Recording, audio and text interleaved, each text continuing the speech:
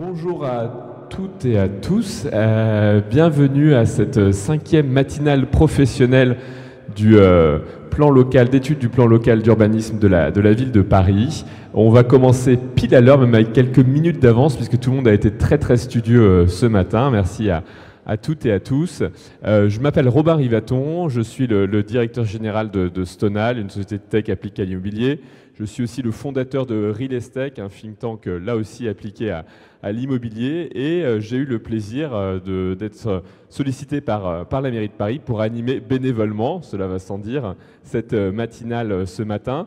On a un programme très dense d'1 heure et demie, donc que tous ceux qui vont prendre la parole me pardonnent, mais je serai impitoyable avec la maîtrise du temps.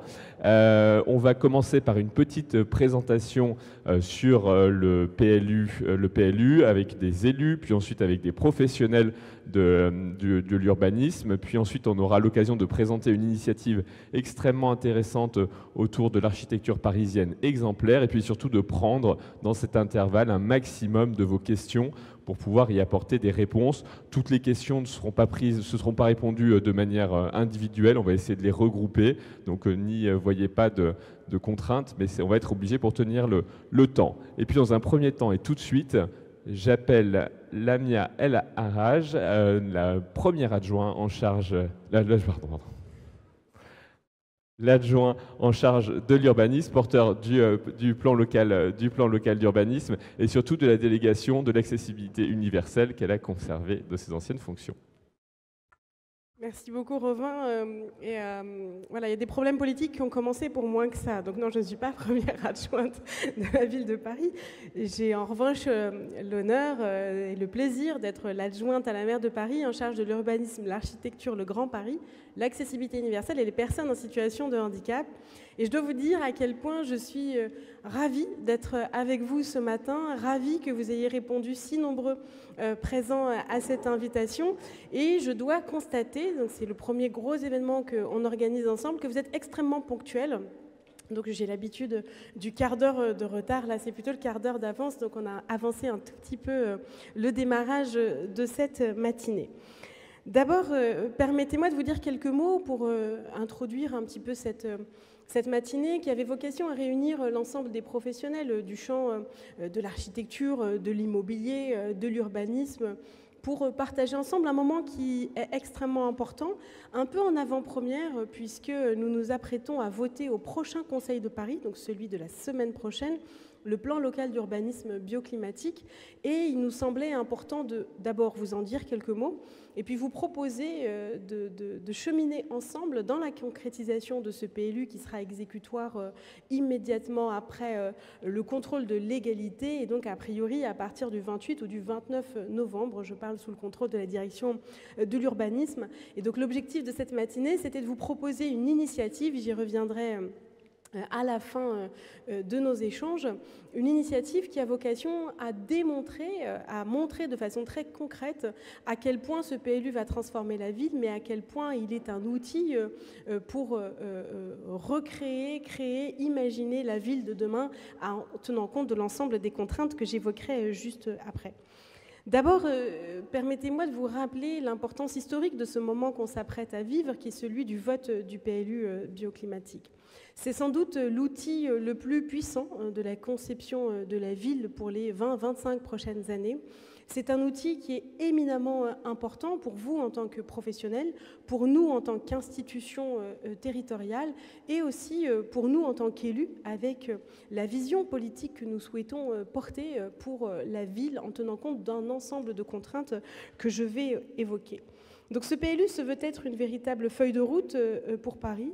Notre objectif est de faire une ville plus résiliente pour les 25 prochaines années. Et malheureusement, vous l'avez vu avec ce qui s'est passé à Valence récemment, c'est éminemment important et éminemment d'actualité. Et je dois vous dire aussi, d'un point de vue plus personnel, ce n'était pas forcément simple de prendre la succession d'Emmanuel Grégoire, que vous connaissez sans doute bien, qui pour le coup a piloté ce projet et travaillé depuis 4 ans sur ce projet. Donc il a fallu prendre le train en route extrêmement vite et puis essayer d'apporter à la fois ma touche, ma vision et puis clôturer, si je puis dire, cette séquence de discussion qui a lieu depuis maintenant 4 ans.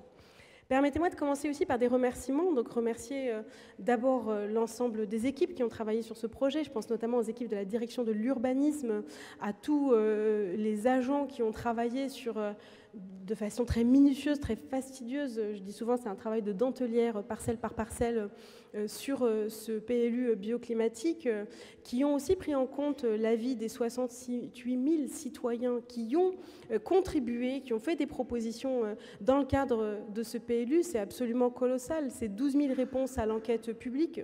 Pour vous donner un ordre d'idée, je ne veux pas du tout dénigrer quelconque autre collectivité, donc je ne donnerai pas le nom de la collectivité, mais une collectivité de petite couronne, pas très loin de Paris, dans le cadre de son PLU, 500 réponses à l'enquête publique, 12 000 à Paris. C'est dire à quel point la démocratie parisienne est vivace en tout cas, et à quel point les Parisiens sont attachés à pouvoir s'exprimer, participer, donner leur avis, contribuer. Et je crois qu'autant que faire se peut, nous avons essayé de prendre en compte l'ensemble des suggestions, des propositions qui ont été remontées et derrière d'avoir un texte qui soit le plus global possible et le plus consensuel possible. Je voudrais remercier aussi l'ensemble des professionnels, l'Ordre des architectes, les fédérations avec lesquelles nous avons travaillé main dans la main. Vous avez été des contributeurs précieux aussi dans le cadre de ces réflexions, dans le cadre de ces travaux. Et enfin, remercier bien sûr ma propre équipe, et vous me permettrez de finir par eux, parce que pour le coup, leur travail, leur sérieux, leur rigueur est extrêmement précieuse pour moi. Ils sont au moins aussi exigeants que moi, si ce n'est plus, et c'est un vrai plaisir de pouvoir travailler avec eux quotidiennement. Et enfin, remercier bien sûr Alexandre Labasse, que je vois là avec la pure, Marion Valère qui nous accueille ce matin, je ne sais pas où elle est, et remercier bien sûr mes collègues de la majorité municipale. Je pense particulièrement à Émile Meunier qui se joindra à moi tout à l'heure, à Jacques Baudrier qui va arriver, qui ne saurait tarder, et qui ont là aussi fait un travail extrêmement sérieux en lien avec l'ensemble des maires d'arrondissement, que je remercie aussi pour leur contribution. Voilà, on s'arrête là sur les remerciements. C'était très long, mais si je ne l'avais pas fait, je me serais fait un peu engueuler. Donc voilà, je tenais à le faire, et au-delà de ça, c'est important de pouvoir partager ça avec vous. Ce PLU va marquer un tournant dans la conception d'une ville comme Paris et dans la conception d'une ville tout court. Il est extrêmement regardé à l'international. On reçoit beaucoup de sollicitations d'un certain nombre de collectivités, de grandes villes, de grandes métropoles, qui nous interrogent sur ce qu'on est en train de faire avec ce PLU, et notamment sur les innovations juridiques, on vous en dira un mot tout à l'heure, que nous introduisons dans le cadre de ce PLU.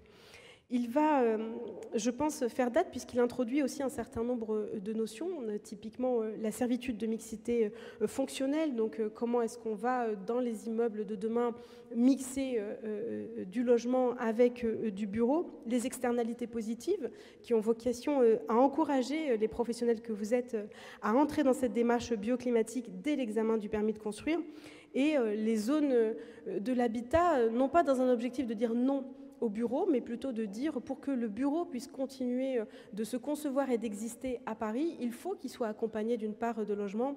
Et je raconte cette anecdote à chaque fois.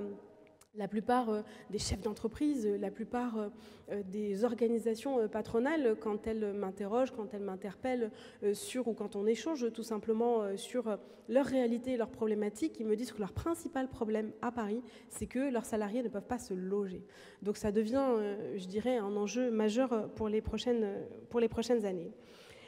Sa dernière version, qu'on va vous présenter tout à l'heure, issue de l'enquête publique, est à la fois révolutionnaire pour ce qu'il propose pour la ville de demain, mais aussi pragmatique et réaliste dans son application. Et ce sera justement l'objectif des architectures parisiennes exemplaires qu'on vous présente, qui vont permettre de faire la démonstration de cette approche du PLU.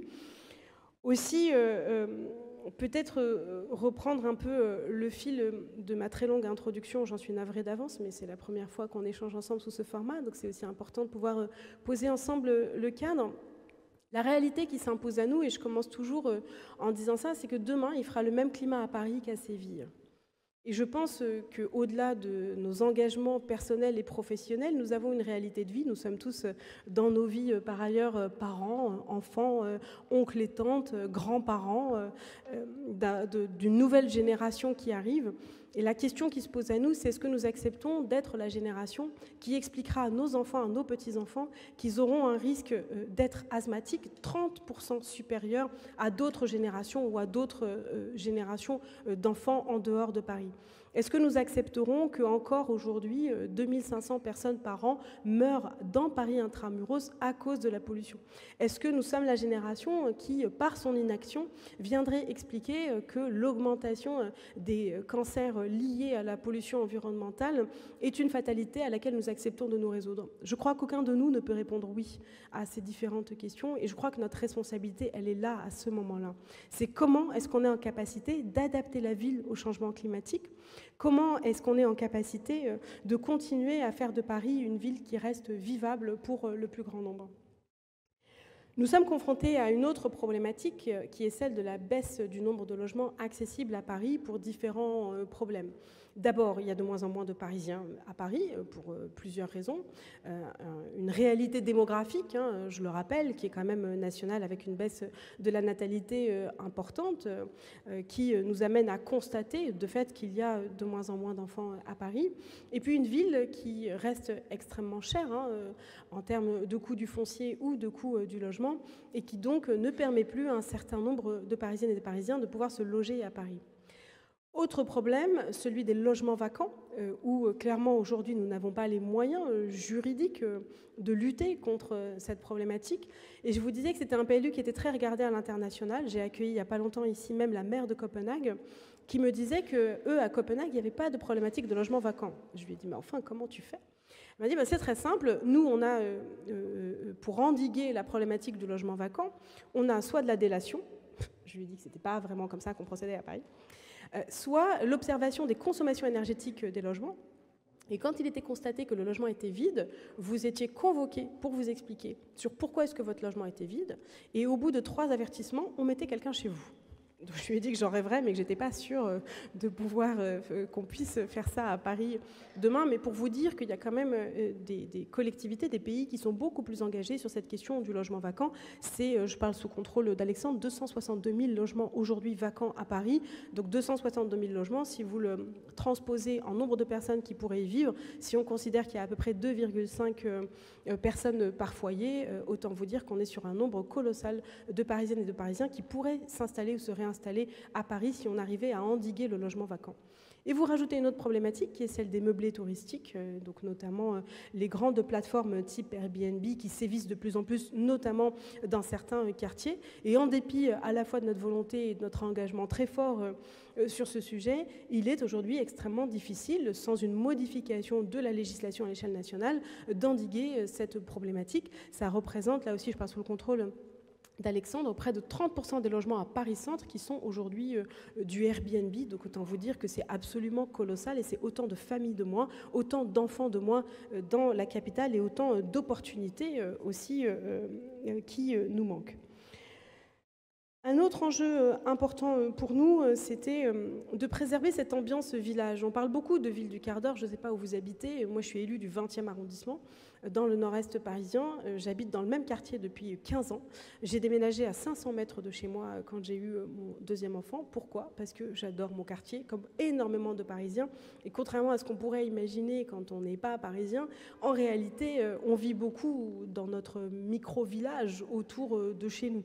C'est nos commerçants de proximité, c'est les écoles de proximité, les écoles de quartier, c'est globalement une vie locale avec les équipements publics locaux auxquels je crois qu'on est très nombreux à être extrêmement attachés et que ce PLU va permettre de protéger.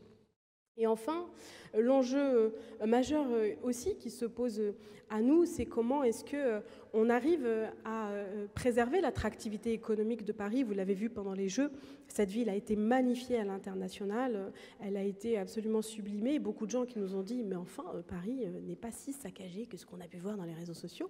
En réalité, c'est magnifique. Personnellement, nous n'en avons jamais douté. Et je crois que ces Jeux ont été l'occasion de montrer aussi cela au visage du monde entier et que, de fait, cela va encore renforcer cette attractivité qui est celle de Paris. Et c'était extrêmement important pour nous. D'où la matinée que nous organisons aujourd'hui, puisque l'objectif, c'est de vous dire que ce PLU va vous permettre de continuer à faire à Paris, que certes, il faudra faire différemment et que nous allons vous accompagner dans cette démarche, que nous sommes là en tant qu'institution et en tant qu'élus pour répondre à vos interrogations et essayer de concilier l'ensemble de ces 4 enjeux, le changement climatique, permettre aux Parisiens de continuer à vivre à Paris, permettre à la ville de Paris de rester ce qu'elle est, à savoir cette ville du quart d'heure, comme on dit aujourd'hui, et permettre à celles et ceux qui souhaitent continuer à investir, à travailler dans Paris, de pouvoir le faire. Et pour nous, ces enjeux ne viennent pas en orthogonalité, ils sont complémentaires les uns des autres. Voilà, je suis évidemment extrêmement longue, mais c'était important pour moi de pouvoir vous partager ça. Quelques exemples, le P300 hectares, qui est donc le plan qui va nous permettre de créer 300 hectares d'espaces verts, de surfaces végétalisées dans les 20 prochaines années. C'est extrêmement important pour nous. On y reviendra. Le démonstrateur de PLU que nous allons vous proposer à la fin de nos échanges en fera la démonstration.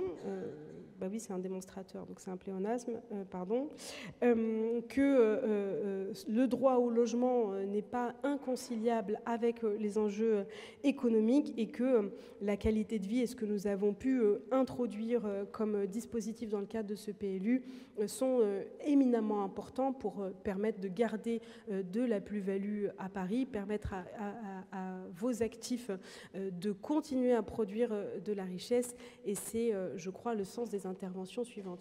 Je ne sais pas si j'ai pété mon timing, je pense que oui complètement, mais je vois que tu n'as pas osé m'interrompre et je t'en remercie. Merci beaucoup Robin en tout cas d'avoir accepté d'animer cette matinée, c'était important pour nous que tu puisses être là. Merci beaucoup, je pense qu'on peut applaudir Lamia. Je pense que prendre place. Et à tes côtés, je vais appeler Jacques Baudrier, adjoint en charge du logement, Émile Meunier, président de la commission urbanisme, Ariane Boulot, la directrice de l'urbanisme, Michel Ronet, directrice générale de l'étude Chevreux, Guillaume Hébert, fondateur d'une fabrique de la ville, et Alexandre Labasse, directeur général de la Pure.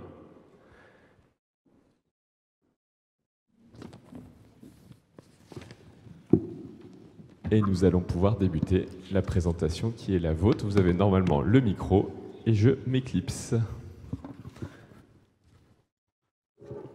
Bon.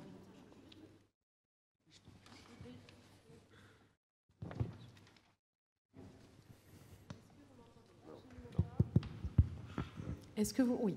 Je voudrais juste, parce que je ne l'ai pas fait dans mon discours introductif, j'attendais d'être assise à côté d'elle, vous demander de saluer Ariane Boulot, qui est la nouvelle directrice de l'urbanisme. Bravo. Bravo.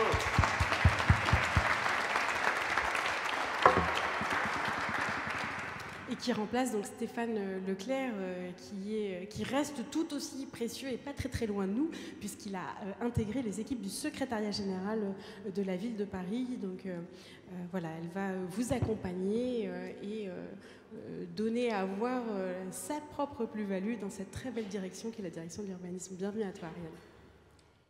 Merci infiniment. Bonjour à toutes et à toutes. Donc effectivement, c'est un immense plaisir d'être avec vous et aux côtés de cette magnifique équipe. Le PLU, donc je vais aller assez vite. Vous avez derrière moi le calendrier général. Hein. C'est un travail de plus de 4 ans. C'est une révolution qui est en marche et qui a mobilisé énormément de personnes et d'experts. Évidemment, la direction de l'urbanisme, mais d'autres directions de la ville se sont impliquées dans la démarche. Donc, qui a commencé en septembre-décembre 2020 avec la prescription du PLU et puis, comme vous le voyez, qui devrait être présenté au Conseil de Paris la semaine prochaine.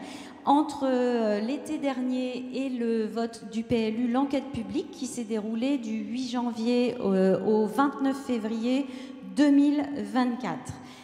On peut passer à la suivante. Voilà, merci beaucoup. Donc cette enquête publique, c'est, comme l'a dit Lamia El Harraj, un investissement colossal, évidemment, de tous les contributeurs. On a plus de 14 300 éléments versés à l'enquête. C'est évidemment un travail ensuite d'aller-retour avec les 9 membres de la commission d'enquête pour permettre à la fois de répondre, d'instruire chacune des 14 300 contributions, pouvoir voir quelles étaient celles auxquelles on avait des amendements à apporter, permettant ainsi un rapport de la commission d'enquête qui nous a été transmis tout début juillet 2024, afin de préparer cette délibération absolument structurante qui va guider les 15 prochaines années de l'urbanisme à Paris. Alors, dans le déroulement et dans les éléments qui nous viennent de l'enquête publique et du rapport de l'enquête, le point qui me semble vraiment très très important de souligner, c'est l'avis favorable à l'unanimité de l'ensemble des membres de la commission. Il y a dans leur rapport une réserve qui vise la suppression des emplacements réservés sur 10 établissements d'enseignement privé, j'y reviendrai tout à l'heure, et 20 recommandations qui traitent de différents sujets comme le patrimoine, l'hébergement touristique, évidemment, les nuisances générées par les terrasses, le travail avec les territoires mitoyens de Paris. Ce qui est vraiment important, c'est que la Commission, comme nous vous l'indiquions en préalable, a souligné le caractère innovant, ambitieux de ce PLU qui vraiment embarque l'ensemble des projets dans une dynamique bioclimatique et qui va permettre à notre territoire de s'adapter au changement climatique tout en préservant la solidarité du territoire. Nous allons regarder ensemble les principales évolutions apportées au PLU entre l'arrêt du projet en juin 2023 dont je vous parlais tout à l'heure et le projet qui va être soumis à l'approbation des conseillers de Paris la semaine prochaine. Donc, nous allons vous présenter ces principales évolutions à 3 voies. La première d'entre elles touche évidemment aux emplacements réservés pour le logement, dont vous avez énormément entendu parler dans la presse. Donc, le projet qui va être soumis à l'approbation emporte 514 nouveaux emplacements réservés et 314 qui existaient déjà dans le PLU en vigueur à ce jour, qui sont reconduits. Donc ce seront bien 828 emplacements réservés pour le logement qui visent justement, comme cela a été très bien expliqué en préambule, à permettre un développement très important du logement dans Paris. Au cours de la finalisation du projet, 120 emplacements réservés pour le logement ont été réinterrogés et sont susceptibles d'être supprimés, en tout cas dans le projet qui va être soumis à l'approbation du Conseil de Paris de la semaine prochaine. Ces 120 emplacements réservés supprimés sont répartis pour 3 raisons. À la demande de la commission d'enquête, je vous le disais, qui a souligné sur des établissements d'enseignement privé, mais également dans 2 autres cas, quand l'adresse avait déjà fait l'objet de travaux lourds au cours des quelques mois précédents, et du coup, la transformation de cette adresse pour respecter le plan local d'urbanisme aurait conduit en fait à un bilan carbone désastreux pour cette adresse, donc ça n'était pas judicieux. Et puis, sur une grande majorité de ces adresses, les services de la direction de l'urbanisme et aussi de la direction du logement de la ville de Paris ont réinstruit pour vérifier s'il n'y avait pas d'incompatibilité d'incompatibilité structurelle, d'incompatibilité technique à cette conversion totale ou partielle en logement, que ce soit en logement social, en bail réel solidaire ou en logement. Et donc, c'est ainsi que nous aboutissons à 120 emplacements réservés qui sont susceptibles d'être enlevés, en tout cas dans le projet qui va être présenté la semaine prochaine. J'ajoute que 52 emplacements réservés ont été modifiés, que ce soit à la baisse ou que ce soit pour quelques adresses à la hausse. Bonjour à tous. On va continuer sur finalement quelque chose qui est une très longue histoire à Paris, l'histoire des bureaux et des logements. On va dire que les PLU qui se sont, enfin les POS puis les PLU qui se sont suivis ont toujours prévu des règles spécifiques visant à équilibrer les différentes destinations et notamment le bureau et le logement à Paris.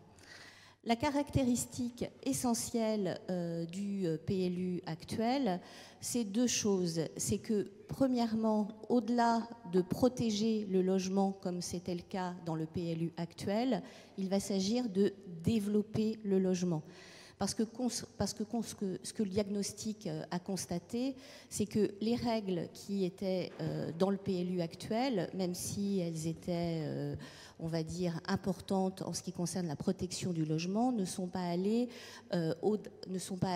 au-delà des objectifs qui voulaient être mis en œuvre par la ville en ce qui concerne le développement du logement. Donc un principe de développement du logement et d'autre part une innovation importante dans le cadre de ce PLU qui est la règle de mixité fonctionnelle.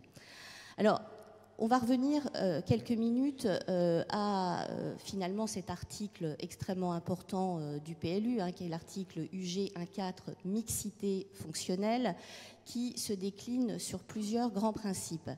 Alors, premier principe, c'est que cette règle s'applique avec la distinction de deux types de surfaces, donc que vous, en tant que professionnel, vous connaissez, puisque vous l'avez déjà beaucoup pratiqué dans le PLU actuel, qui est la SPH, la surface à fonction résidentielle, et la SPE, les surfaces à fonction économique. Alors, la définition de ces SPE et SPH, je n'y reviendrai pas, mais a évolué compte tenu de l'évolution de la réglementation sur les destinations, mais en fait, elle ne change pas fondamentalement par rapport à ce qui existait auparavant. Les principes ensuite sont les suivants. C'est que les surfaces de SPH, c'est-à-dire celles à fonction résidentielle, ne peuvent pas diminuer et même doivent, dans l'idéal, augmenter. Les seuls cas où, au regard de la nature de projet, elles doivent diminuer, eh bien dans ce cas-là, le projet ne pourra contenir que de la surface d'habitation. Donc ça, c'est le premier grand principe. Après est créée une zone de développement de l'habitation.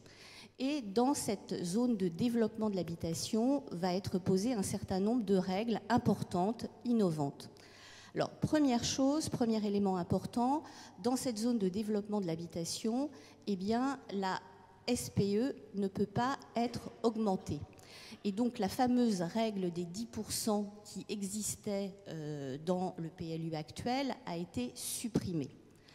Alors, point important, c'est que ce sujet-là a fait débat lors de l'enquête publique, notamment a fait aussi l'objet de remarques de l'État.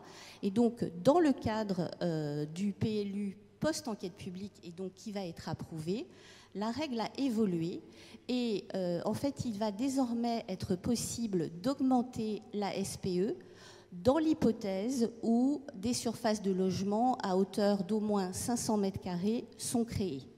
Donc ça, c'est un point important qui tient compte vraiment de ce qui a été prévu dans le cadre de l'enquête publique. Et donc, on réintroduit, bien sûr, sous condition, la possibilité d'augmenter la SPE dans le cadre de la zone de développement de l'habitation. Donc ça, c'est la première chose.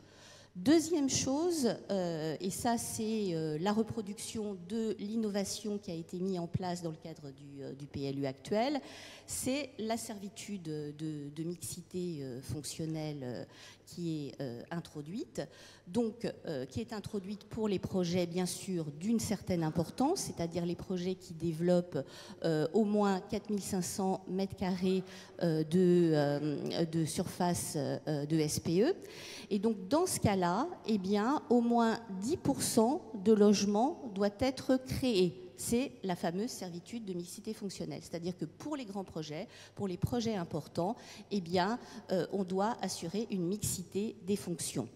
Alors, déjà, dans le cadre de la préparation du PLU, mais dans le cadre de l'enquête aussi, bien sûr, la ville et les services et toutes les personnes qui ont travaillé sur le PLU ont bien conscience de la difficulté d'application de cette règle. Et donc, un certain nombre d'exceptions ont été mises en place, précisées, on pourra y revenir, mais on a peu de temps, et qui, en fait, ont introduit de la souplesse dans l'application de la règle. L'enquête publique a permis aussi de préciser un certain nombre de choses dans le cadre de la mise en œuvre du dispositif pour qu'il soit le plus clair possible et appliqué le plus facilement possible pour les professionnels. Donc ça, c'est, on va dire, une règle pivot fondamentale et dont on va bien sûr beaucoup discuter tous ensemble quand on va faire des beaux projets dans Paris. Alors, deuxième sujet important, bien sûr, la règle de mixité sociale, la servitude de mixité sociale, hein, donc, qui, comme vous le savez, a été une des grandes innovations du PLU de 2006, hein, puisque, rappelons-le, le PLU de 2006 a innové, a inventé cette règle, et ce n'est qu'un mois après l'adoption du PLU que la loi Engagement pour le logement en 2006 a prévu que les PLU pouvaient contenir cette règle. Donc, et cette règle s'est déployée sur la France entière. Donc ce qui est intéressant, hein, c'est on voit comment des innovations dans un PLU, et notamment dans le PLU de Paris, se déploient et ensuite rayonnent. Et on peut supposer que la servitude de mixité fonctionnelle dont je viens de parler fera également l'objet de ce rayonnement. En tout cas, pour revenir à la mixité sociale, donc cette règle qui date donc de 2006 est réintroduite, réadaptée en fonction des éléments du diagnostic. Donc les seuils ont évolué, les zones dans lesquelles s'applique la règle, les secteurs dans lesquels s'applique la règle également ont évolué. Donc comme vous le voyez, 3 secteurs, hein, une zone non déficitaire, la zone bleu clair, une zone de déficit en logement social classique, la zone rose clair, et la zone rose foncé, la zone d'hyper-déficit en logement social, donc avec des seuils de logement social à réaliser en fonction de ces zones et un seuil de déclenchement qui a été abaissé à 500 m². Alors là aussi, dans le cadre de l'application de ces règles, en fait, il y a un certain nombre de remarques qui ont été faites et de difficultés d'application qui ont été constatées, notamment par les professionnels et aussi beaucoup par les bailleurs sociaux. Et donc, a été mis en place, dans le cadre de ces règles, un certain nombre d'exceptions pour que cette règle ne soit pas appliquée. Alors, une exception sur les immeubles de grande hauteur, les IGH, où la règle ne s'appliquera pas, mais également une exception en cas de réhabilitation, de restructuration lourde, de réhabilitation d'immeubles de logement locatif social. Dans ce cas-là, la règle ne s'appliquera pas, notamment zone déficitaire, on n'imposera pas de réaliser des BRS. Également, la règle ne s'appliquera pas en ce qui concerne les BRS en cas d'hébergement et de réalisation d'opérations monofonctionnelles de résidences gérées notamment, où la règle des BRS ne s'appliquera pas. Enfin, toute une série de dispositions qui ont été mises en place pour que la règle ne soit pas contraignante et permette le plein déploiement des projets de logement social. Et on va passer, on peut mettre le slide suivant. Décidément, très rapidement s'il vous plaît, parce que oui, le temps commence à dériver. En une seconde, et d'ailleurs je vais passer la parole à Guillaume. Là, innovation importante et majeure, les externalités positives, qui a donné lieu à des discussions extrêmement importantes au sein des services avec les élus, et qui est une innovation vraiment, on va dire, tout à fait majeure dans le PLU, majeure et puissante, et qui, en fait, a été faite de telle manière qu'elle soit juridiquement viable et que d'autre part elle soit la plus proportionnelle possible. On aurait voulu aller beaucoup plus loin, mais on a fait en sorte que pour qu'elle puisse être pleinement efficace, qu'elle soit parfaitement régulière et puisse produire tous ses effets. Je passe la parole à Guillaume. Je vais essayer d'être un peu plus bref. Donc une fabrique de la ville, on intervient aux côtés de l'ADU dans une équipe qui est pilotée par Algoé, Urban Eco, qui est avec Urban Eco, Amoes, Agnoji, Beltrando, et on intervient pour appuyer l'écriture. On voit que c'est un travail très collectif qui a amené à des discussions, des débats. Les élus sont beaucoup impliqués aussi dans les formulations, c'est important de le dire. Voilà, donc c'est Sébastien Arlot, ici présent, qui a piloté ce travail au sein de l'équipe de la fabrique. Quelques mots sur les externalités. Donc c'est la règle que vous connaissez déjà, elle est dans le document arrêté, elle n'a pas fondamentalement changé. Donc ça reste 9 critères. Il faut choisir 3 critères dans les constructions neuves parmi 2 de ces rubriques. Ici, vous voyez les 9 critères. Ce qui a été introduit, notamment suite aux remarques de l'enquête publique, c'est la possibilité, au titre de la diversité des fonctions, d'intégrer les locaux qui sont liés à la production d'énergie et au raccordement au chaud et au froid. Donc c'est la flèche bleue que vous voyez, mais l'esprit de la règle est la même. Et par ailleurs, il y a un complément pour les surélévations qui doivent cocher une de ces externalités, pas autant qu'en construction neuve, puisque ce ne serait pas possible, mais uniquement une de ces 9 externalités. Sur la diapositive suivante, on voit un point important qui est la question de la promotion de la mixité, la vie de quartier et le maintien d'une activité économique, d'espace de logistique dans les tissus urbains. Donc notamment sur la logistique urbaine, toujours dans le cadre de l'intégration des remarques de l'enquête publique, il y a la possibilité d'intégrer des espaces de logistique urbaine de petite taille. Avant, c'était utilisé uniquement et possible dans les PLOC ou les OAP sectoriels qui le prévoyaient. Et dans le cadre de la règle qui sera soumise au Conseil, l'idée est de pouvoir autoriser les espaces de moins de 800 mètres carrés dans des parcelles où il y a du logement, sous réserve de leur bonne intégration. Et l'orientation qui s'appelle quartier du quart d'heure insiste sur la question de l'intégration des espaces de logistique. Il en est de même pour la question des cinémas de proximité, avec l'idée de les sortir pour les cinémas de petites dimensions, dont alors je ne vais pas rentrer dans le détail, mais c'est donc le CNC et le droit relatif au cinéma qui décrivent ça. Les petits cinémas ne rentrent plus dans la SPE et ne constituent plus de l'activité économique, mais restent dans la SPH et du coup peuvent être réalisés dans ces programmes. Et de même, il y a un certain nombre de précisions sur les sous-destinations et qu'est-ce qu'est l'activité productive et à quelle sous-destination elle correspond, qui ont tendance à permettre la facilitation de l'activité productive en la considérant à la fois comme l'artisanat, du commerce, du détail et aussi de l'industrie du bureau. Et enfin, il y a une définition plus précise du secteur de la construction pour pouvoir autoriser ces activités moins gênantes dans les rez-de-chaussée des programmes. Donc ces évolutions concourent à la volonté de maintenir l'activité productive et l'activité économique en ville. Et la dernière diapo qui me concerne, c'est la question de la conception bioclimatique. Donc là-dessus, il y a eu un certain nombre d'assouplissements. Le PLU est très ambitieux sur l'exigence environnementale et anticipe les réglementations à venir, et notamment les seuils 2028 de la RE 2020.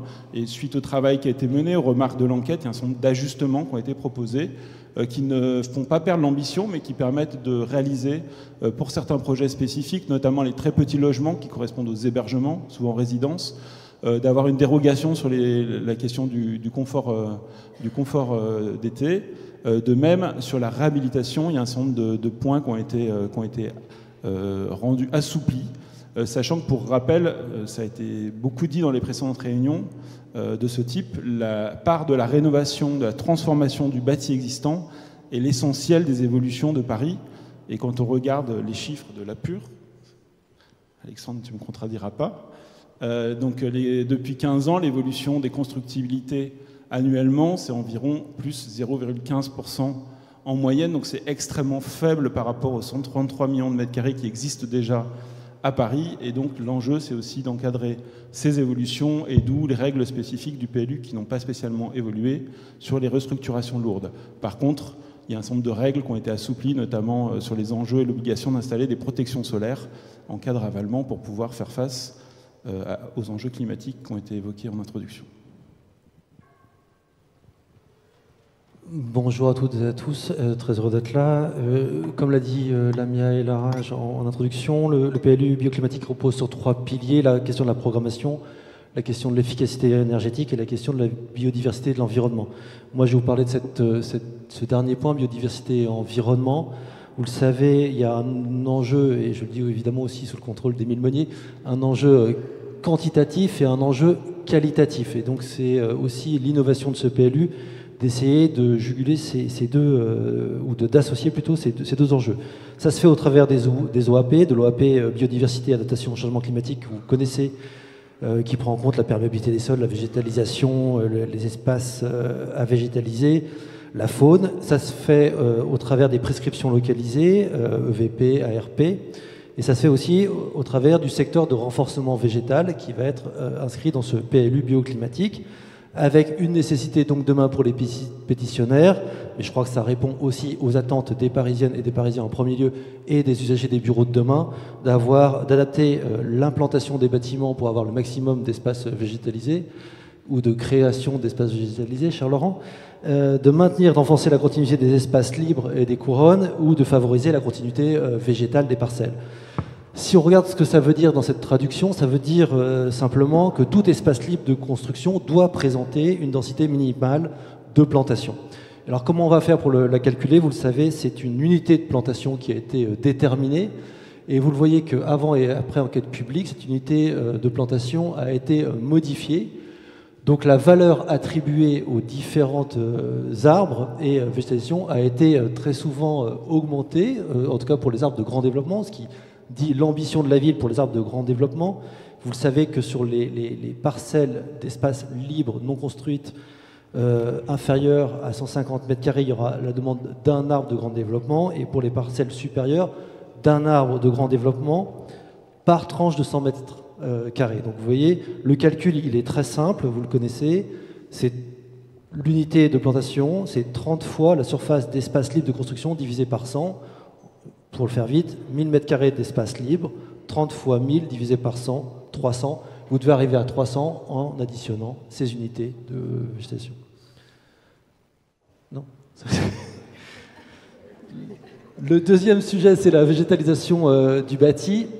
La végétalisation du bâti, elle se fonde sur un calcul lui aussi extrêmement innovant, qui est un outil très puissant, qui est l'indice de végétalisation du bâti, donc l'IVB. L'indice de végétalisation du bâti, et je veux bien qu'on monte tout de suite la diapositive d'après. L'indice de végétalisation du bâti, il se fait au travers de 5 valeurs obtenues par multiplication. Donc vous voyez les valeurs qui sont après enquête publique et qui ont été augmentées. Je pense que chacun ira voir dans le détail du calcul et de la technique si vous voulez. Pour gagner un peu de temps pour les questions. D'accord, et je vais juste revenir en arrière, alors juste pour vous dire que... Non, je ne vais pas revenir en arrière. Ok, et puis le dernier sujet qui est extrêmement important, c'est les 300 hectares prévus au PLU bioclimatique. Alors pourquoi 300 hectares? Vous le savez, en 2020, il y avait 1883 hectares d'espaces verts ouverts au public pour une population de 2 100 habitants, ce qui arrivait à 8,6 m² par habitant. L'objectif avec le PLUB, c'est d'arriver à 10 m² par habitant. Pour y arriver, il faut créer 300 hectares. Il y a 4 leviers. La création d'espaces verts inscrits au PLUB, qui fait 55 hectares. L'ouverture au public des espaces végétalisés pour 24 hectares. L'aménagement des équipements existants pour 195 hectares. Et le renforcement des promenades et jardins pour 96 hectares, qui dépasse, comme vous l'avez compris, largement les 300 hectares, puisqu'on arrive à 370 hectares. Merci. Merci beaucoup, désolé de vous avoir un peu pressé. Je pense qu'on peut vous applaudir. L'idée est surtout de pouvoir garder un peu de temps pour les questions et les réponses. Et donc, désormais, c'est à vous. Je vais venir me déplacer pour ceux qui ont les premières questions. La première étant toujours la plus difficile, mais quelqu'un va se dévouer, j'en suis sûr. Merci, madame.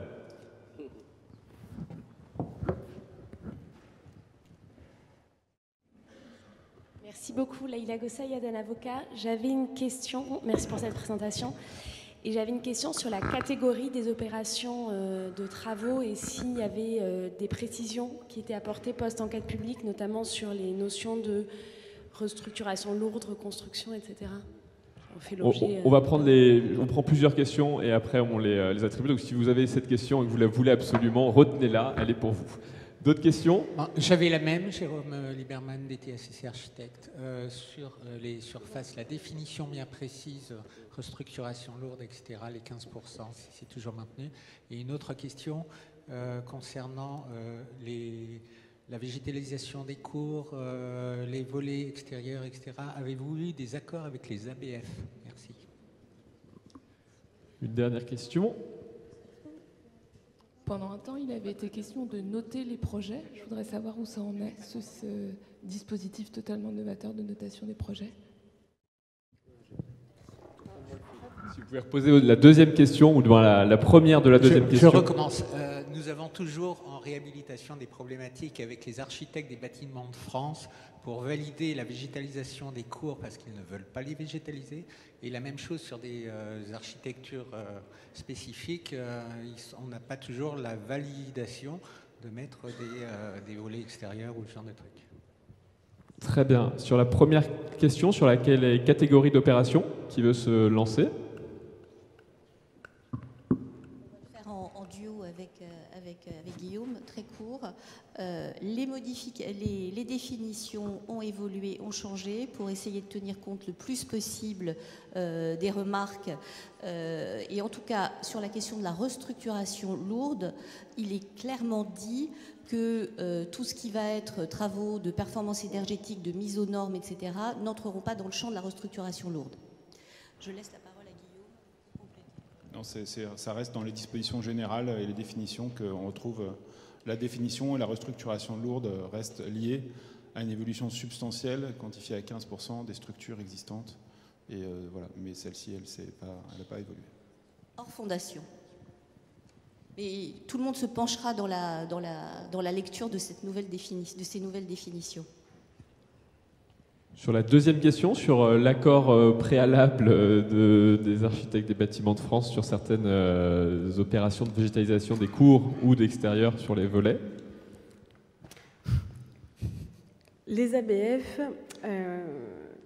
il y a un travail qui doit être fait sur à la fois le rôle qui est le leur, bien sûr, et ils sont dans leur rôle, dans les expressions qu'ils ont projet par projet, mais sur la façon d'appréhender aujourd'hui les enjeux liés au patrimoine, et notamment son adaptation aux enjeux climatiques et son adaptation aux nouveaux usages.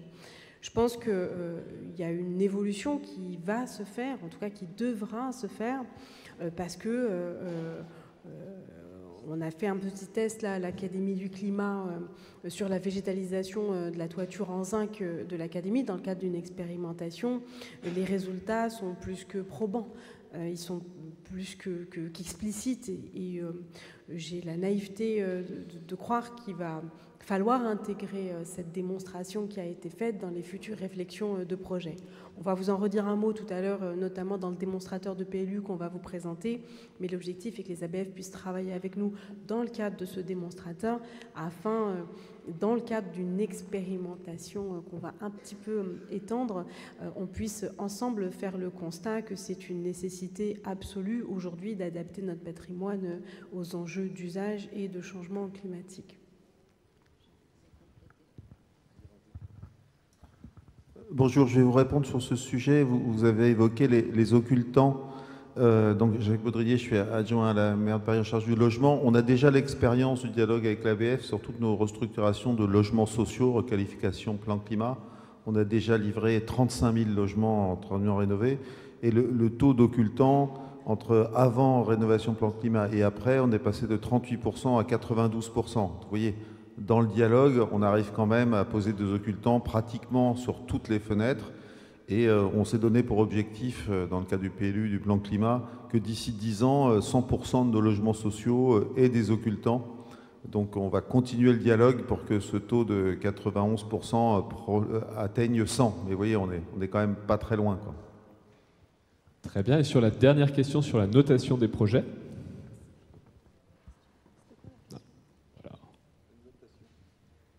Oui, je veux parler plus précisément de l'Urbascore. Qu'en est-il? Est-il encore vivant?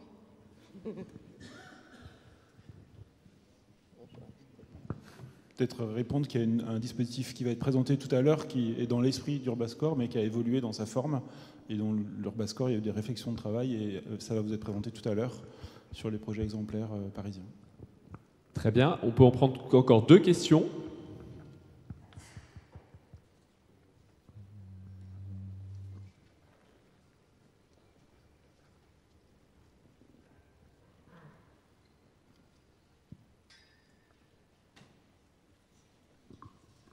Merci, bonjour, César Armand à la tribune. J'avais une question sur les espaces verts qui font beaucoup débat à droite chez les écolos, Émile, et aussi à gauche. Concrètement, comment vont se déployer ces 300 hectares d'espaces verts? Merci.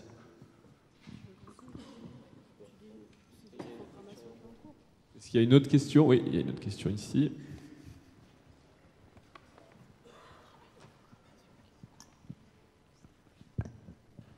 Bonjour, Laure Berriot, architecte. Tout ce PLU est un PLU de discussion et de négociation avec la ville. Enfin, en tout cas, on a compris ça dans les précédents échanges. Qu'en est-il du nombre de personnes qui vont être actifs à la mairie de Paris pour répondre aux demandes des professionnels? Une dernière question. Bonjour à tous, Astrid Veil, directrice générale de Groupama Immobilier. Donc, nous avons bien compris le dispositif du pastillage des immeubles. Je voudrais vous demander quel est le budget que la mairie de Paris a décidé d'allouer à l'achat d'actifs pastillés dans le cadre de l'exercice du droit de délaissement.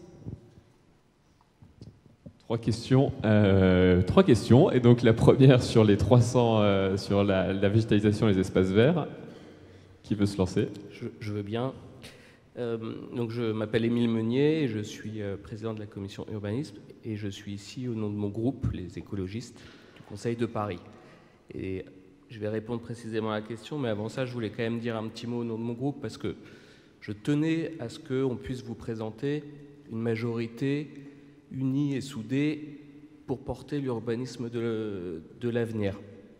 Je peux totalement comprendre qu'il y ait eu dans le débat ces dernières années, des positions clivantes, des positions fortes sur le fait qu'on pourra moins construire, sur le fait qu'il y aura moins de bureaux, plus de logements sociaux, qui ont pu légitimement vous interroger. Je suis là aussi pour vous dire que c'était une phase nécessaire, parce qu'il fallait changer l'urbanisme de ces 20 dernières années. On voit bien sur les questions de réchauffement climatique, on perdait les Parisiens si on continuait comme ça. Mais je suis très optimiste pour l'avenir et sans être professionnel, je pense que vous pouvez l'être aussi. Pour la première raison, c'est que maintenant vous avez des règles claires et vous avez besoin de stabilité. Là, vous avez quelque part l'assurance que les 10 prochaines années, il n'y aura pas de projet qui vient et puis tout d'un coup un groupe de la Majo qui commence à dire bah non ce projet-ci et puis ça et puis un article du Parisien et puis tout se casse la figure alors que vous avez investi des études et des choses comme ça. Donc nous on voulait vous apporter une visibilité, ça c'est le premier point. Et le deuxième point qui je pense est assez enthousiasmant, c'est que ces règles qui peuvent être des contraintes sont en réalité une invitation à l'urbanisme négocié.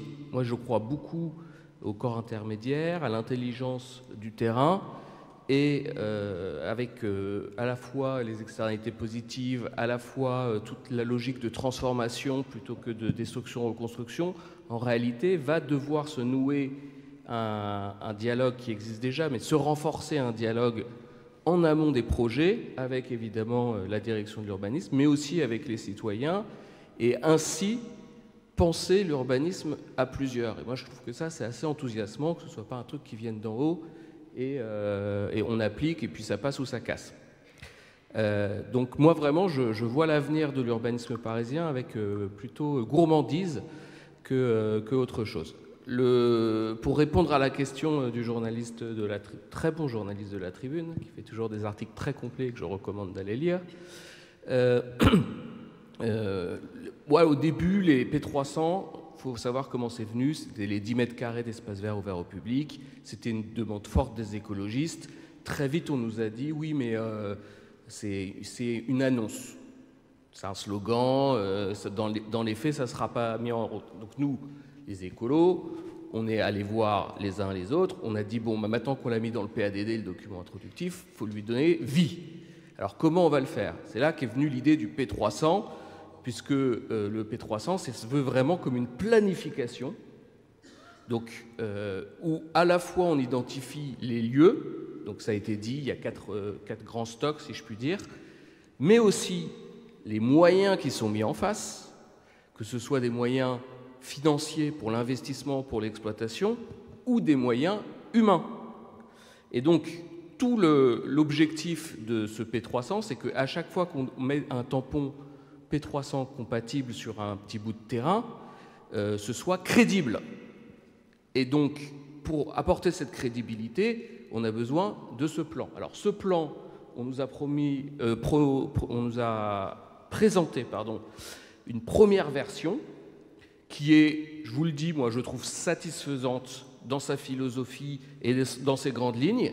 Je pense qu'on peut encore la compléter, l'améliorer, notamment avec des objectifs, avec les moyens financiers et les moyens humains mis en face.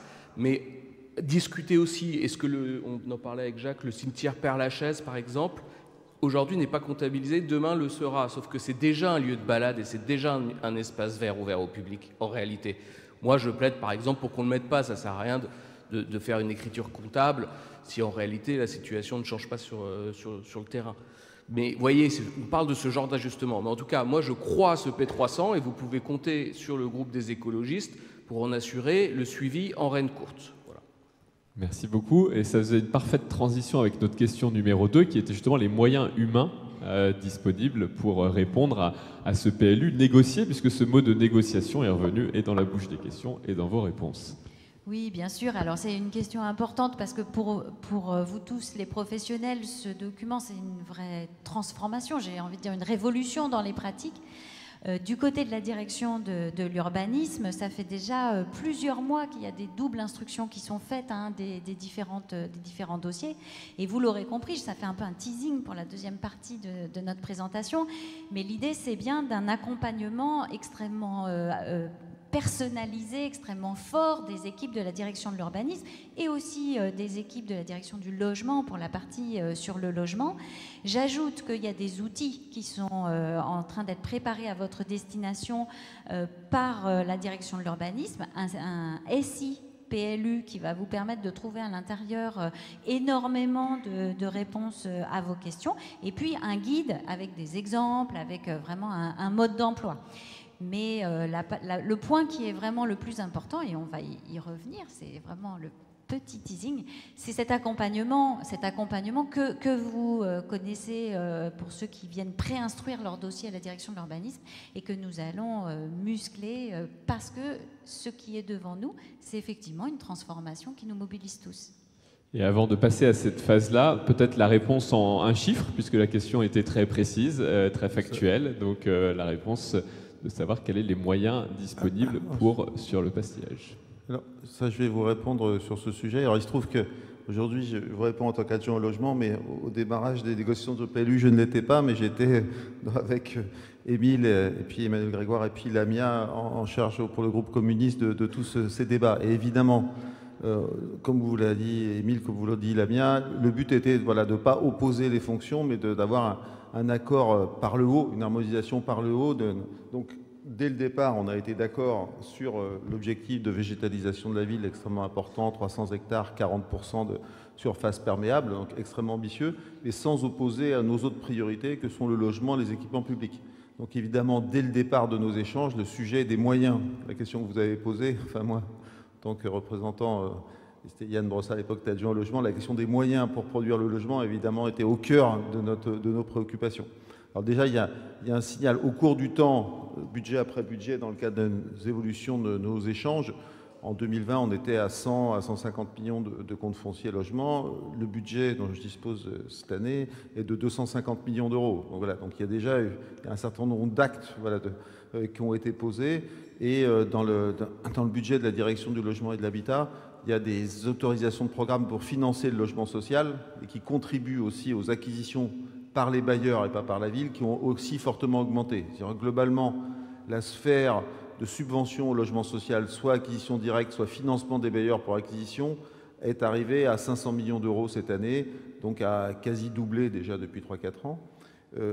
À titre de comparaison, le budget de l'État, le Fonds national de la pierre, pour les mêmes fonctions, c'est 400 millions d'euros pour toute la France. Donc à Paris, c'est 500 millions d'euros juste pour Paris. Mais ce qui pose quand même quelques questions sur la capacité de l'État à produire du logement social en France. Mais en tout cas, notre budget a déjà fortement augmenté. Parce qu'évidemment, ça n'avait pas de sens de créer un certain nombre de pastilles supplémentaires si, de fait, on n'a pas les moyens de racheter les immeubles en question, donc évidemment. Et évidemment, l'aboutissement de la négociation fait que dans le cadre du budget qui va être voté au mois de décembre, je subodore que ce chiffre va encore évoluer positivement. En tout cas, imaginez bien que j'y ai été très attentif. Mais je laisse à notre ami adjoint aux finances qui pourra vous présenter le budget dans un mois, vous dire à quoi en est arrivé notre accord définitif, mais je pense qu'il est encore mieux que celui de cette année. J'en suis même certain. Très clair, merci. On va passer à la phase qui a été aussi bien teasée. Donc si on veut passer à la slide suivante, pour nous expliquer un petit peu le principe des architectures parisiennes exemplaires. Alors, j'espère que... Oui, on m'entend. J'espère qu'on a pu répondre à vos interrogations, en tout cas partager avec vous la perspective qui est celle des prochains temps. J'ai eu l'occasion de rencontrer un certain nombre d'entre vous et d'échanger sur à la fois vos interrogations, la façon dont vous appréhendiez la mise en place de ce PLU et comment est-ce qu'on pouvait travailler ensemble pour essayer d'améliorer l'appréhension des projets. Et donc, nous avons proposé avec la direction de l'urbanisme un certain nombre de partenaires que je remercie de leur engagement avec nous à ce stade. Et nous ouvrons aujourd'hui une phase de contribution un peu plus globale sur comment est-ce qu'on peut faire un démonstrateur de PLU. L'objectif est multiple. D'abord, de montrer que ce PLU va permettre de continuer à faire à Paris. Ce n'est pas un outil pour empêcher, c'est un outil pour accompagner, c'est un outil pour vous permettre de continuer à investir, à transformer, à réhabiliter, à créer à Paris, mais avec des nouvelles règles. Donc il va falloir que vous fassiez différemment. De dire aussi que nous souhaitons vous accompagner dans cette démarche et donc nous avons monté une task force avec une partie de mon cabinet, une partie d'agents de la direction de l'urbanisme que je remercie encore sincèrement pour cet engagement-là qu'on a monté en très peu de temps, je dois le dire, puisque l'initiative date de juillet et que nous sommes novembre, donc autant vous dire que ça a été assez intense. Donc Ariane Boulot, Marie et l'ensemble des équipes de la DU. Pour mon cabinet, Charles-Antoine Depardon qui va piloter et que je remercie sincèrement. J'imagine qu'un grand nombre d'entre vous l'ont déjà eu au téléphone de façon régulière et donc qui va piloter cette initiative à mes côtés. Et évidemment, l'ensemble des partenaires, Michel, Alexandre, Guillaume, Marion, qui vont travailler avec nous dans ce cadre-là. Et donc l'idée, c'est que nous puissions vous accompagner dans le cadre d'un démonstrateur. Ce démonstrateur, concrètement, qu'est-ce que c'est ? C'est un pot commun que nous vous proposons de mutualiser, de biens, de parcelles que vous auriez dans votre scope et que vous souhaitez faire rentrer dans les règles du PLU. Et donc nous vous proposons un accompagnement de A à Z avec pour chaque lettre l'ensemble des nuances possibles de couleurs pour chacune d'entre elles pour que ce projet colle au nouveau PLU tout en donnant à voir ce que ce PLU va permettre d'assez fou.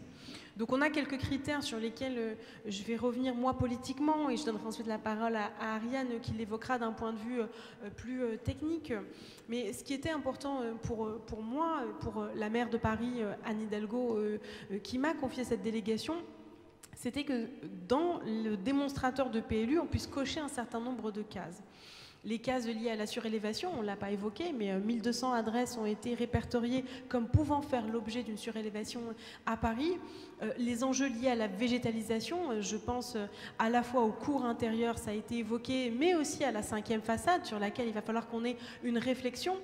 On a l'Atlas parisien qui a été co-porté par la ville de Paris et par l'État et qui a fait l'objet d'une exposition aussi au pavillon de l'Arsenal il y a de ça quelques semaines, qui a été pilotée par l'école polytechnique de Lausanne et qui a inventorié l'ensemble des toits parisiens qui pourraient faire l'objet d'une végétalisation et qui pourraient faire l'objet, pourquoi pas, d'une ouverture aux habitants de la copropriété. En tout cas, nous, on y est prêts, on souhaite travailler là-dessus, cette question de la 5e façade qu'il faut végétaliser, qu'il faut verdir pour rafraîchir les immeubles, mais au-delà de ça, pourquoi pas créer de nouveaux espaces communs partagés.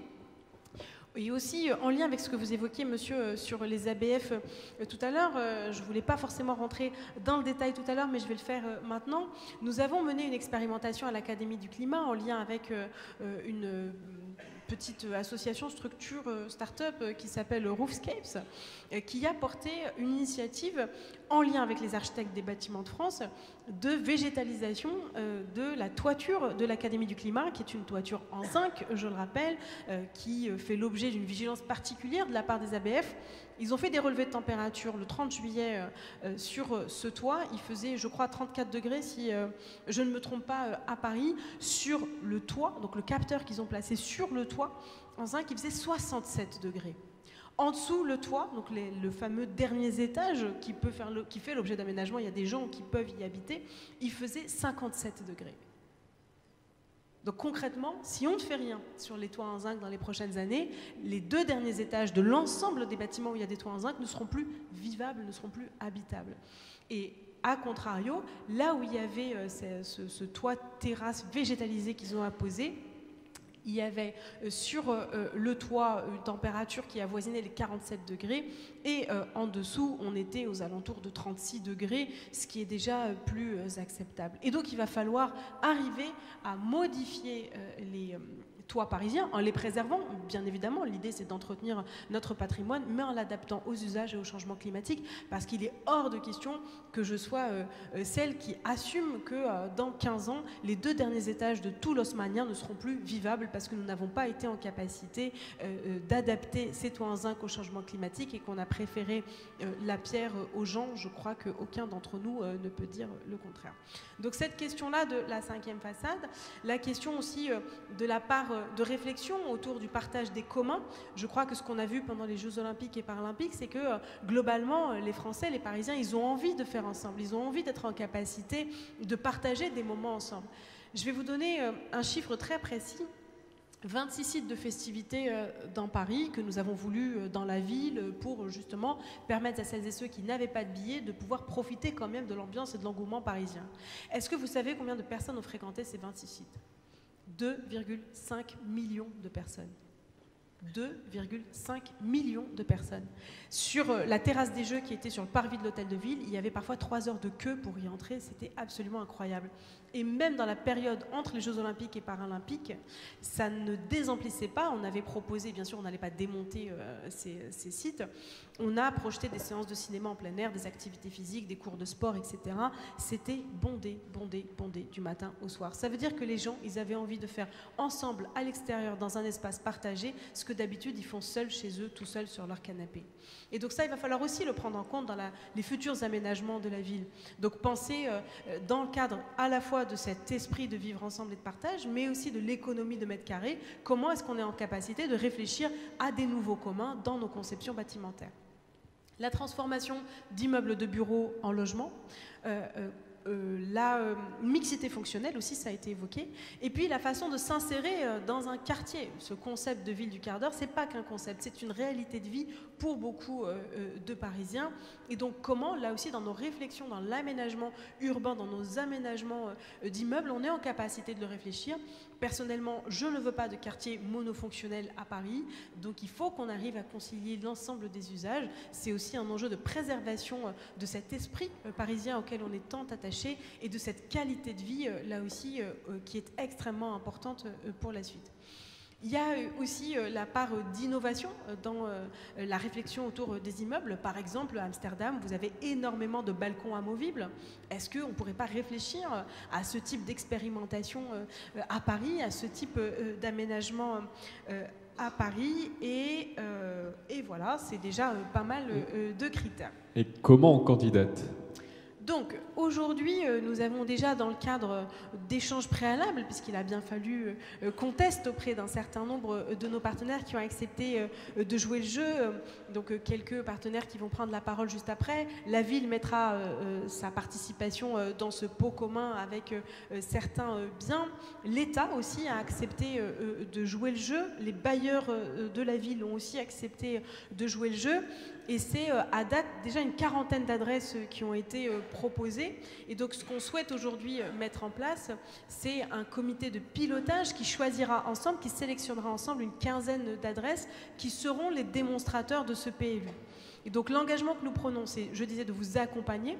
Pour celles et ceux qui l'acceptent, lancer un concours d'architecture sur un certain nombre de biens au mois de janvier, en début d'année, on va dire. Et puis ensuite de procéder au dépôt de permis dès cet été, donc dès le mois de juillet. Et l'engagement qu'on prend avec la direction de l'urbanisme, et Ariane a des gouttes de sueur froide, mais je suis sûre qu'on va y arriver. C'est une délivrance de permis d'ici la fin de l'année 2025. L'objectif étant d'aller extrêmement vite, que ce soit le plus simple possible pour vous, mais aussi que nous, on puisse améliorer nos propres process. Un certain nombre d'entre vous m'ont fait part de leurs interrogations sur les délais de traitement. Je ne pense pas que le problème soit les délais de traitement de la DU, je le dis en transparence, parce que je pense qu'on est plutôt extrêmement réactif, mais plutôt comment est-ce qu'on associe un certain nombre d'institutionnels. D'où cette proposition d'embarquer avec nous les ABF, la commission du Vieux-Paris. Je ne sais pas si le président Le Garret est dans la salle, mais en tout cas, je sais qu'il est associé et qu'il sera présent à nos côtés, de façon à essayer de fluidifier les choses au maximum pour vous. Quel est l'intérêt pour vous? D'abord, évidemment, de participer avec nous dans ce tournant urbain qui va s'opérer dans les prochaines années à Paris, et j'en suis persuadée dans les prochaines années partout en France, Michel l'a évoqué tout à l'heure, et plus globalement à l'international, de bénéficier de cet accompagnement personnalisé et de nous permettre aussi d'améliorer les process ensemble. Et puis enfin, faire la démonstration tous ensemble, parce que c'est notre intérêt commun, que Paris reste une ville puissante, une ville attractive, une ville innovante, une ville productrice de richesse et une ville créative, parce que je crois que nous y avons un intérêt en tant qu'institution, mais vous y avez aussi un intérêt en tant que professionnel. En tout cas, voilà la proposition qu'on souhaitait vous présenter ce matin et vous dire que, en tout cas, à titre personnel, en tant qu'élu, je serai particulièrement regardante, vigilante et très attentive, puisque c'est un sujet que je suis personnellement au quotidien, à ce que nous tenions nos engagements. Et pour ceux qui ne me connaissent pas encore, j'ai la réputation d'être assez directe dans l'hypothèse où ce puisse être un échec, ce que je ne souhaite pas, et je ferai tout pour que ça ne le soit pas, on puisse le constater ensemble, en faire l'analyse ensemble, et surtout derrière ajuster ce qui devra être ajusté. Merci beaucoup Lamia, je pense que c'est effectivement un très beau démonstrateur. Maintenant je propose d'appeler 3 professionnels qui ont accepté effectivement de participer, et donc d'abord avec Séverine Chaput pour nous dire quelques mots, sur cette initiative. Merci à tous, merci de la présentation de cette opportunité. Moi, il y a 2 éléments qui m'intéressent particulièrement en tant qu'opérateur, c'est un point de méthode et un point d'objectif. Le point de méthode, c'est la notion de partenariat. Je crois qu'on a tous pris la mesure de la complexité et de la courbe d'apprentissage de ce nouveau PLU, du caractère novateur aussi de ce PLU, et donc on a beaucoup de choses à apprendre collectivement, et à mon sens, ça fonctionnera que dans le cadre d'un partenariat avec les élus, avec la ville, avec l'aménageur, avec les services, en tant qu'opérateur économique, et on sait que le contexte est particulièrement contraint aujourd'hui, et donc nous aussi on a évidemment besoin de repenser nos méthodes et de se réinventer assez largement avec les habitants, parce qu'il y a cette dimension participative qui est clé dans le projet. Donc vraiment à la fois partenariat et accompagnement en termes de méthode, ça moi j'y crois beaucoup, et je pense que c'est indispensable pour arriver à faire des projets de qualité demain dans Paris et ailleurs, puisque ça a aussi été rappelé par Michel. L'idée, c'est bien que ça rayonne, et on voit bien combien d'autres villes regardent déjà ce qui se passe au travers du PLU bioclimatique. L'autre versant, c'est l'objectif, et notamment celui de la sécurisation et de la visibilité. Plus que jamais, la notion de temporalité est clé pour nous. On a besoin de maîtriser ce tempo, de savoir que nos projets vont sortir dans un temps raisonnable. C'est aussi ce qui nous permet de fiabiliser un certain nombre d'hypothèses et de savoir aussi sur quelle base on va partir. On a évoqué le sujet des externalités positives. Il y a un enjeu de contextualisation qui est majeur. Il faut savoir quel combat on veut mener, comment est-ce qu'on contextualise. Et donc cette sécurisation, cette visibilité, en tant qu'opérateur économique, me semble tout à fait clé. Et c'est sur ces deux volets-là que nous, on est particulièrement intéressés à participer. Et vous pouvez compter sur notre mobilisation pour le faire. Merci beaucoup. Astrid Veil.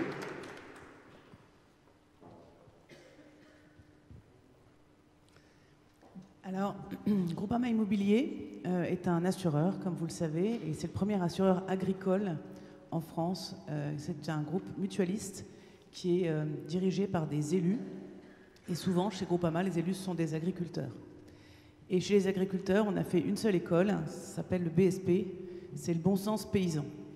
Et si on a fait ces études-là et qu'on regarde la ville de Paris et son PLU, son futur PLU bioclimatique, nous, on s'est demandé qu'est-ce qu'on pouvait faire avec que du bon sens paysan et qui soit en écho aux dispositions du PLU. Et on s'est dit, on est propriétaire d'une quarantaine d'immeubles mixtes à Paris, plutôt dans les quartiers d'affaires.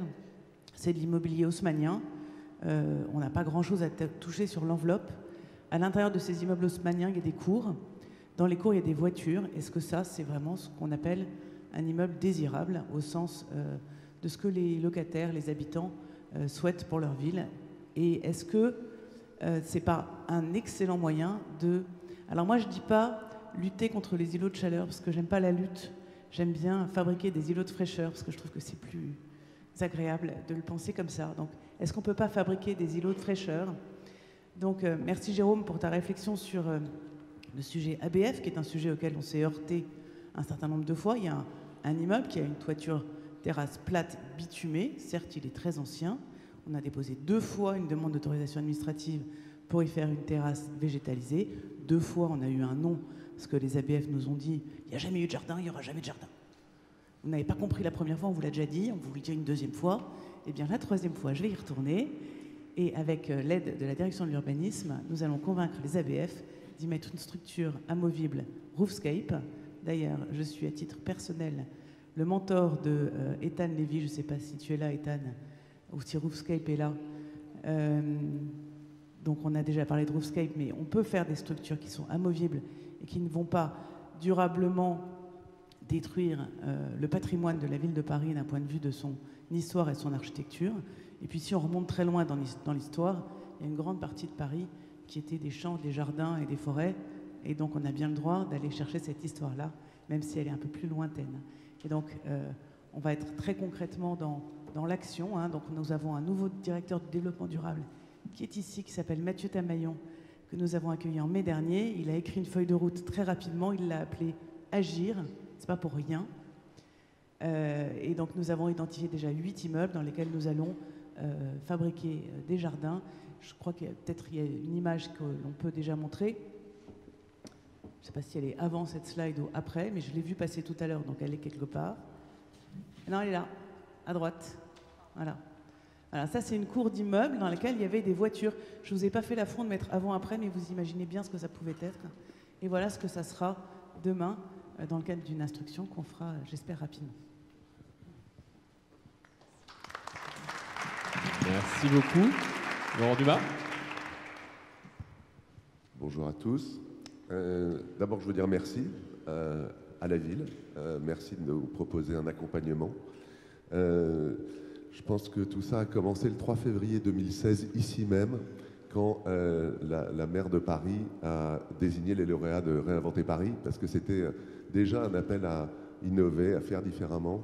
Et Lamia, je pense que tu poursuis là un mouvement de fond et un immeuble qui est juste à côté, qui a été mis en référence, qui était le site de Morlan, qui est cité en immeuble exemplaire, a servi pour une part à l'élaboration de ce PLU bioclimatique, en tous les cas dans ce qu'on a pu y réaliser. Nous, de l'expérience qu'on a, on a un vrai partenariat avec la ville, avec la DU. Ariane, on est vraiment heureux de te voir arriver à la tête de cette grande institution. on est très heureux aussi de se retrouver au pavillon de l'Arsenal parce que c'est ici que naissent les grands projets d'architecture, dans un environnement où le bureau est un peu sinistré. On est quand même content de faire plus de logements et de les faire mieux. Pour ce qui nous concerne, évidemment qu'on participera à cet appel que tu lances aujourd'hui. On a, avec Espace Ferroviaire, un très gros projet sur ce qu'on appelle la friche ordonnaire, qui aurait pu s'instruire dans un ancien PLU, pour autant que la SNCF ait accompagné cette démarche. Nous en sommes un peu les victimes chez Espace Ferroviaire et chez Emerige. Mais finalement, ça va nous permettre de faire un projet qui sera complètement compatible et de le mettre dans cet appel à projet. On en a d'autres, on ne peut pas vous dévoiler toutes les adresses parce que autrement ça pourrait ne pas aboutir. Mais en fait, on est content. Voilà, on est content de travailler avec la ville, on est content de travailler avec les services. On parle beaucoup des ABF et des difficultés. Je pense qu'on a des ABF qui sont très constructifs aussi. On a une organisation qui est constructive et qui permet de développer des opérations innovantes, de développer des opérations nouvelles. Je crois que toutes les opérations qui sont en cours d'instruction se mettent en calque avec le PLU actuel, ou quasiment toutes, enfin avec le PLU bioclimatique. Et donc on a acquis une certaine expérience. Je pense que tous les architectes qui sont ici ont acquis une expérience sur ce que va être ce PLU bioclimatique, puisqu'il y a eu de la part de la ville, de la part de l'ADU, une volonté de nous aider, de nous accompagner dans tous les projets qui vont sortir maintenant, et pour qu'on soit conforme. Donc vive le PLU bioclimatique. Merci à vous trois pour ces témoignages. Il nous reste une quinzaine de minutes, donc on est parfaitement dans les temps pour pouvoir prendre vos questions, toujours par groupe de 3.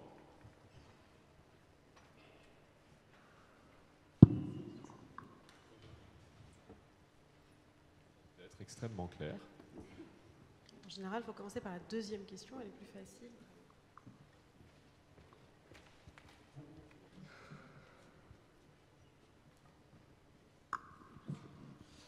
Je voulais, bonjour, donc je suis toujours Laure Berriot, toujours architecte.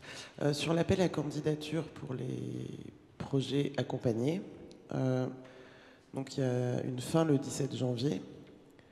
Comment on fait? Ça sera un appel tous les ans et on a un permis l'année d'après. Enfin, je voulais un peu comprendre comment ça marche dans le temps. Et puis, voilà, merci.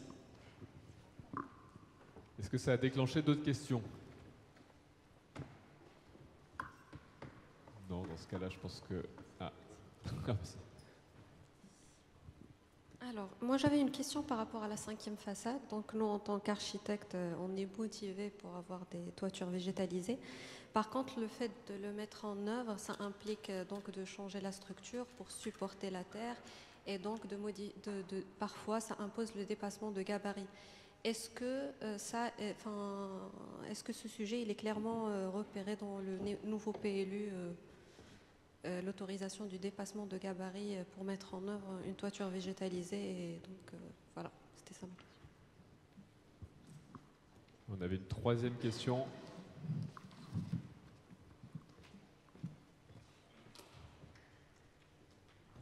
Juste un complément de question par rapport à la question des confrères. On parle de l'accompagnement des permis qui répondent à cet appel d'offres du 17 janvier. Et quid des autres? On aura des interlocuteurs? Alors, je vais répondre à la première question et à la dernière, et je laisserai Ariane répondre sur la deuxième.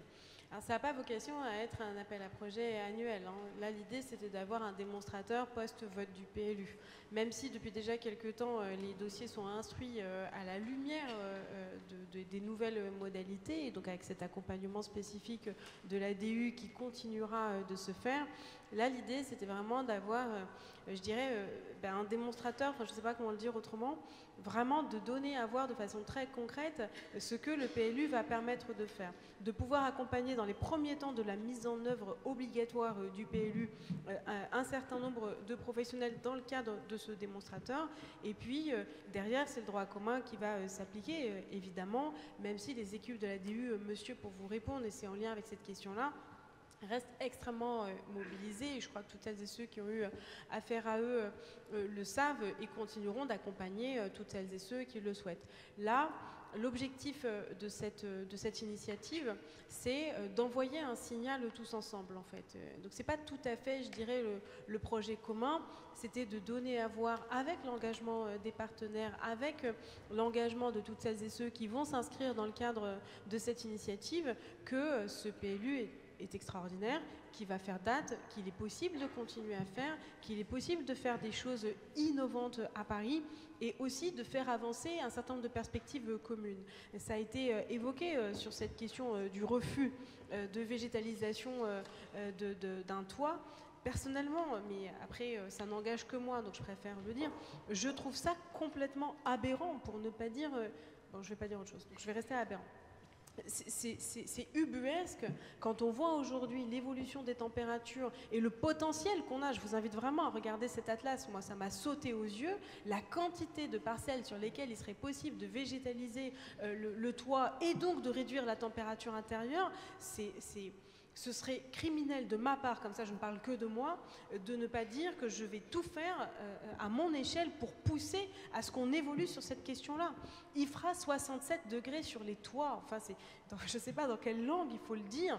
Une cour intérieure pavée, d'abord en matière d'accessibilité, c'est ce qu'il y a de pire, parce qu'un fauteuil roulant, une personne qui a des difficultés de déplacement ne peut pas se déplacer en sécurité sur un pavé, parce que en fait déjà c'est pas confortable, qu'il y a des risques de chute, etc. Donc c'est des choses qu'on ne fait plus, ou alors qu'on fait complètement différemment avec des pavés complètement plats pour ne pas que vous sentiez le différentiel. Et puis ensuite, une cour pavée où on met des bagnoles, mais c'est plus possible.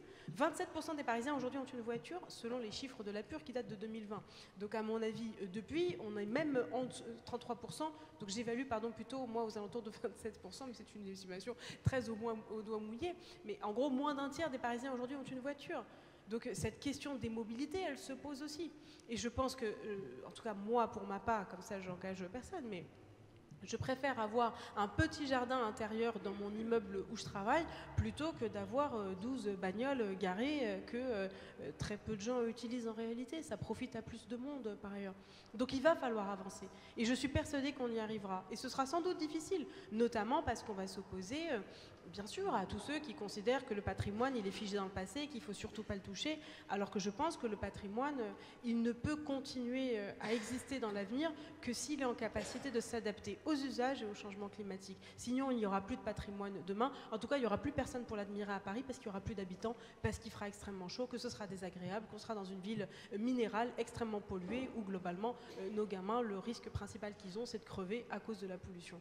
Donc j'ai presque envie de vous dire, c'est caricatural sans doute mon propos et vous allez me trouver sans doute un peu grossière, mais je pense qu'on le partage et avec Émile et avec Jacques, c'est qu'il n'y aura plus d'habitants à Paris demain si on ne fait rien. Donc c'est un enjeu de survie de cette ville et de cette ville par ailleurs qui a extrêmement de nombreux autres atouts et je te promis c'est ma conclusion du coup comme ça je prends un peu plus de temps et qu'on a envie de préserver. Donc il va falloir que tout le monde bouge en même temps et c'est le message qu'on veut envoyer avec ce démonstrateur. Donc c'est pas exactement ce qui se passera après. Peut-être que si ça fonctionne extrêmement bien et que vous êtes très nombreux à vouloir y participer et que c'est un succès fou, on peut envisager de le reconduire, mais à ce stade, je vous propose qu'on apprenne en marchant déjà ensemble et qu'on refasse un point, peut-être vous faire un rétex à la fin de l'année 2025 de l'initiative, de façon à partager ensemble aussi ce qui a fonctionné, ce qui n'a pas fonctionné. J'y suis très attachée, je pense que c'est aussi vertueux et pédagogique de pouvoir dresser le bilan ensemble. Et puis, si vous êtes une majorité à demander à ce que ce soit reconduit, pourquoi pas, mais je ne suis pas directrice de l'urbanisme, donc je ne peux pas m'engager pour eux, mais en tout cas, politiquement, moi, c'est l'engagement que je prends. Donc sur la question du dépassement de gabarit en cas de 5e Oui, façade. oui, qui est une question un peu pointue. Donc je remercie infiniment les équipes qui sont là pour nous souffler la réponse, parce que vous vous doutez que je ne l'avais pas immédiatement là sur mon papier. Donc c'est bien prévu, évidemment, hein, dans l'article UG 33.1. Il y a un certain nombre d'items qui sont identifiés permettant des dépassements de gabarit, et évidemment et heureusement, la végétalisation en fait partie, ainsi que d'autres dispositifs très vertueux pour protéger notre ville et l'adapter au réchauffement climatique. Vas-y, Hélène. Juste, je veux dire autre chose par rapport à ça. Vous avez tout à fait raison de l'évoquer. C'est effectivement bien prévu, heureusement, parce que c'est une pierre angulaire en fait de l'adaptation de la ville demain. Il y a quelques illustrations qui circulent sur la vue de Paris demain complètement végétalisée. Moi, personnellement, ça me fait plutôt rêver. Je trouve ça un peu plus joli que ce qu'on peut avoir aujourd'hui, sachant que ce qu'on a aujourd'hui est déjà magnifique. Je ne remets pas en cause le patrimoine parisien, pour qu'on soit bien clair. Il y a d'autres réflexions qu'il va falloir avoir, parce que là, on parle des ABF, mais il y a aussi la sécurité incendie, où il va falloir qu'on emmène aussi avec nous cette réflexion-là. Astrid l'a évoqué, ces refus ils sont liés à la fois au fait qu'on préfère avoir du bitume sur un toit que d'avoir un espace vert, ce qui déjà pose quand même un petit sujet.